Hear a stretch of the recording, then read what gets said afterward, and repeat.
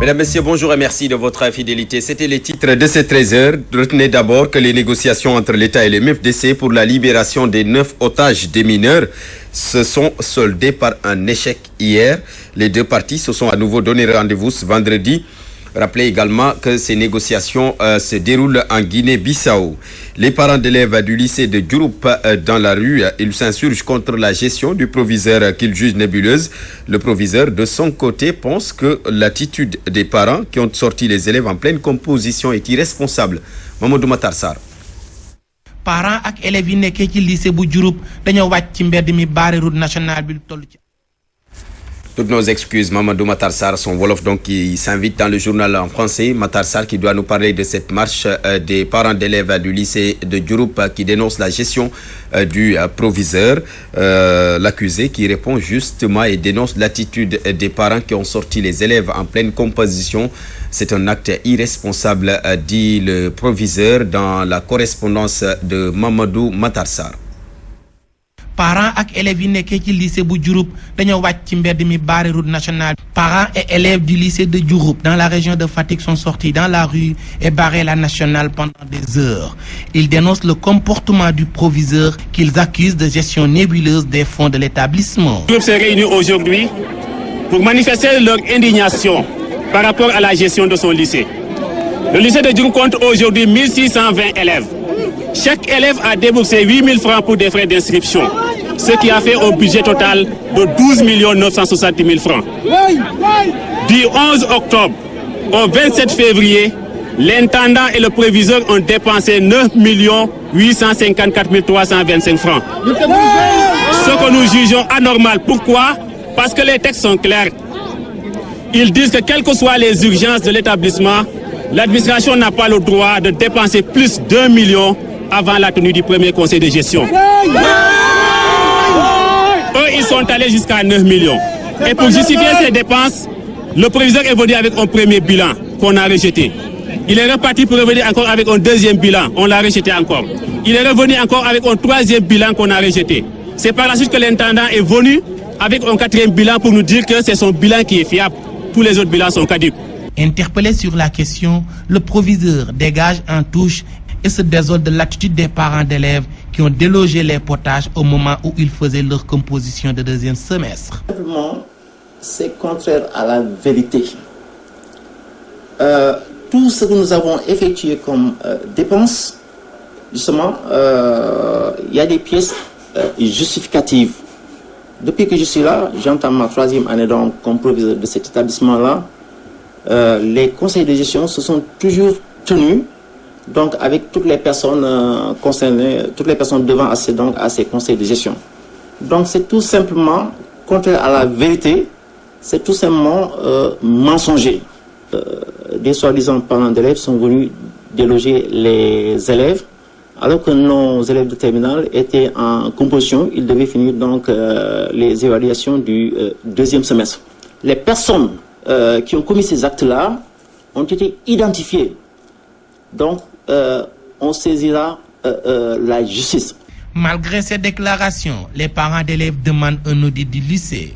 Kaolack, Mamadou Matar Sarr pour la radio-télévision Walfadjri. Mamadou Matar Sarr, en plus bref, une femme d'une vingtaine d'années retrouvée morte ce matin dans une maison en construction au quartier Pikine Bas Sénégal de Saint-Louis. Sur place, les supputations vont bon train sur les circonstances de ce décès qui, je le rappelle, a eu lieu dans un quartier où l'insécurité est le maître mot avec l'absence d'éclairage public. Nous y reviendrons avec Gabriel Barbier. Nous restons justement dans la zone, à Diaïel précisément, pour parler de ces affrontements entre la population et les travailleurs du projet Sen-Huile, Sen-Éthanol. Des affrontements qui arrivent au moment où les populations continuent de pleurer leur mort par noyade. Rappelez également que Sen-Huile, Sen-Éthanol voulait tout simplement procéder à l'extension de ses périmètres agricoles. Ardo Sow, porte-parole des populations, micro de Gabriel Barbier. C'est devenu vraiment un parcours du combattant de se déplacer entre un village et un autre. Aujourd'hui, il y a eu un affrontement entre les travailleurs de Sen-Éthanol et les habitants de la localité. Ils ont confisqué une machine. Il aurait pu brûler cette machine et la transformer en cendre. mais il ne voulait pas vraiment le faire par respect. Il ne voulait pas le faire. Donc nous demandons aux gens de Sénétanol et à tous les travailleurs Sénétanol qu'on va les affronter. Quoi que ça va coûter, on va les affronter, même si on doit laisser nos vies.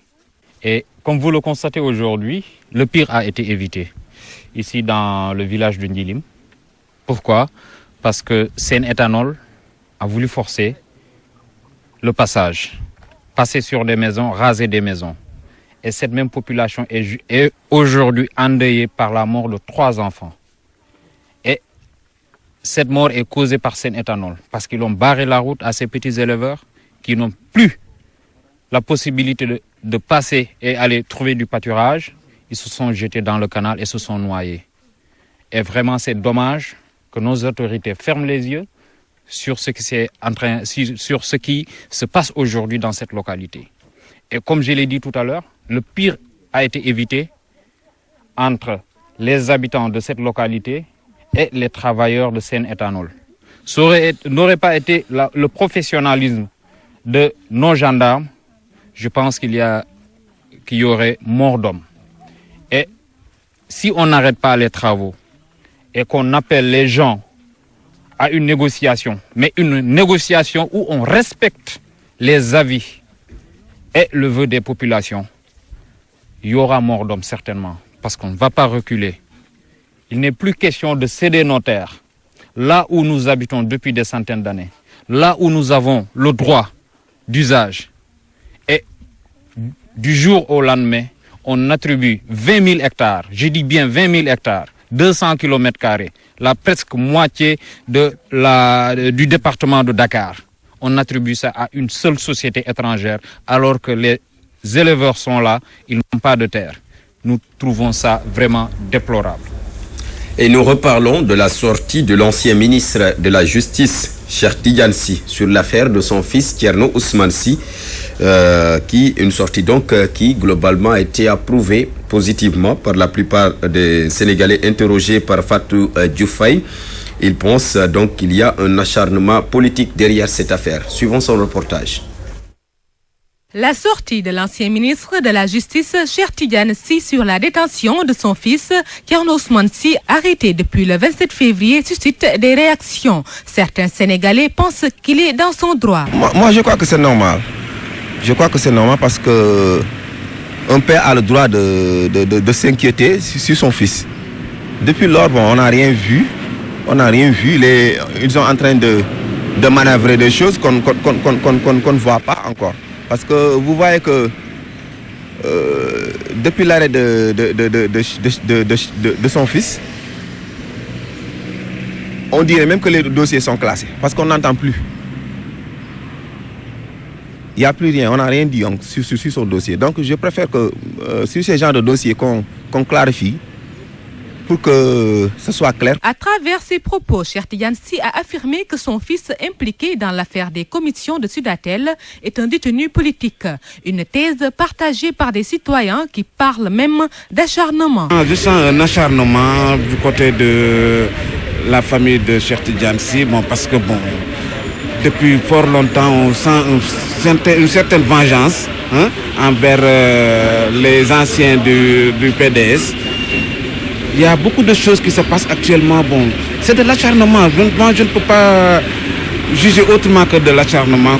J'affirme que c'est un détenu politique. C'est un détenu politique, vraiment. Lui et Karim sont tous pareils. Ce sont des détenus politiques. Moi, je ne peux pas les incriminer comme ça. D'autres exigent des enquêtes approfondies sur l'affaire Thierno Ousmane Sy. Nous, on est des citoyens sénégalais. Nous n'avons besoin que des preuves. C'est à l'État de nous montrer des preuves que le fils de Ousmane Sy est fautif. Si ce n'est pas le cas, jusqu'à preuve du contraire, on considère que c'est une question de vengeance. C'est un fils, même s'il est fautif, c'est à eux de montrer des preuves. L'affaire Thierno Ousmane Sy rebondit avec la sortie de son père qui, à son tour, a accusé des dignitaires de la République. Fatou Diouf et d'autres Sénégalais qui se prononcent également sur un autre sujet. Il s'agit de ces divergences qui se multiplient au sein de la coalition Benno Bokk Yakaar avec des leaders qui ne parlent plus le même langage. Et les Sénégalais interrogés par Amadou Limbay pensent tout simplement que Benno Siggil Sénégal a atteint ses limites et qu'il n'a plus d'utilité. Reportage. La tension sévit dans la coalition Benno Bokk Yakaar. Depuis quelques semaines, les partis qui composent cette structure se regardent en chien de faïence. Les Sénégalais rencontrés estiment que cette coalition n'est plus utile. Ban njëriñ la amal Sénégal amul njëriñ benn Sénégal parce que ñi fa nekk ñëpp seen intérêt lañ fa nekk. Je ne pense pas qu'il est utile parce qu'actuellement il y a beaucoup de désagréments entre eux. Ils s'entendent pas. Bon, comme je peux dire, il y a des gens qui se mangent entre eux comme des poissons actuellement et on parle que de coalition, on ne parle que de la paix. Or qu'il y a d'autres choses qui sont bien utiles dans cette vie. Pour moi, l'utilité c'était au départ, au deuxième tour. Mais quand ils sont arrivés au pouvoir, Macky a été élu sur 65% des Sénégalais qui lui ont fait confiance. Il est le seul à prendre ses responsabilités politiques, ses décisions politiques. Pour moi, Benno Bokk Yakaar, c'est une coalition de socialistes, de communistes, de trotskistes. Macky, c'est un libéral qui a grandi dans le libéralisme, qui connaît mieux que ça. Les Dakarois prédisent une implosion de la coalition Benno Bokk Yakaar. Parce qu'ils ne s'entendent pas. Des gens qui ne s'entendent pas. Vous pensez qu'il y aurait un avenir pour eux? Je ne le pense pas. Je ne le pense pas du tout. C'est pas sincère. C'est pas sincère parce que 16 bi ñëpp ko soxla ñi wër Macky yëpp dañu soxla 16 bi. C'est pas sincère. Benno Bokk Yakaar, je vois son éclatement au moment des élections locales. Ce serait un problème de positionnement. Donc Macky, s'il veut vraiment gouverner ce pays comme il entend, c'est à lui de prendre ses responsabilités. Il a une coalition Macky 2012. Il l'a opéré. C'est un libéral. Il doit discuter avec les libéraux. En politique, les coalitions se forment et implosent au gré des élections. Benno Bokk Yakaar, aux yeux de certains Sénégalais, risque de ne pas déroger à la règle avec l'approche des élections. Cette situation ou ces divergences qui minent la coalition Benno